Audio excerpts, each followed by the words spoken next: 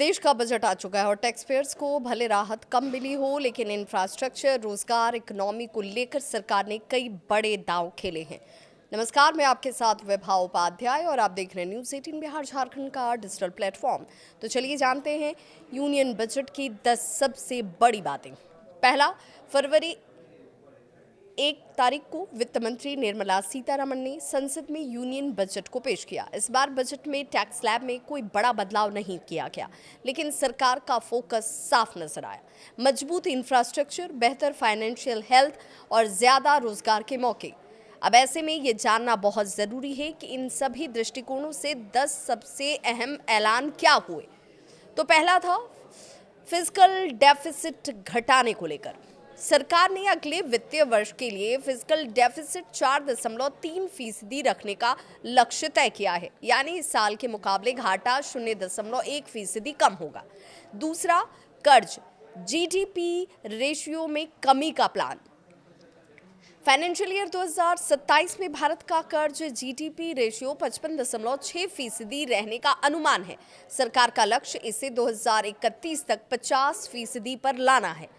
तीसरा बड़ा ऐलान रिकॉर्ड कैपिटल एक्सपेंडिचर पर किया गया, जिसमें सरकार ने कैपिटल एक्सपेंडिचर का टारगेट जो है वो 12.2 लाख करोड़ रुपए रखा है।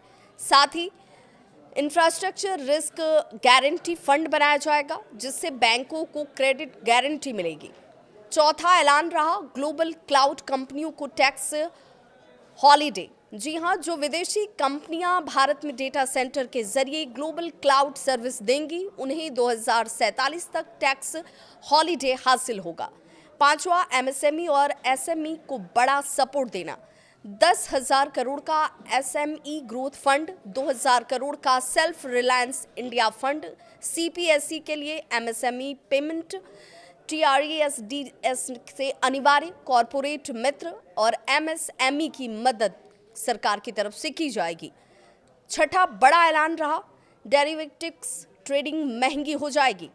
जी हाँ, इसमें फ्यूचर्स पर एसटीटी 0.02% से बढ़ाकर 0.05% कर दिया गया। ऑप्शंस पर एसटीटी 0.1% से बढ़ाकर 0.15% किया गया। वहीं सातवां बड़ा ऐलान रहा शेयर बायबैक पर नया टैक्स नियम। अब शेयर बायबैक पर शेयर होल्डर्स को कैपिटल गेन्स टैक्स देना होगा। प्रोमोटर्स पर अतिरिक्त टैक्स भी लगेगा। वहीं आठवां ऐलान रहा 4 राज्यों में rare earth corridor. Odisha, Kerala, Andhra Pradesh और तमिलनाडु में mining, critical minerals processing, manufacturing के लिए रेयर अर्थ कॉरिडोर्स बनाए जाएंगे। ये बड़ा फैसला इसमें शामिल रहा। नौवां ऐलान था हाई स्पीड रेल और फ्रेट कॉरिडोर।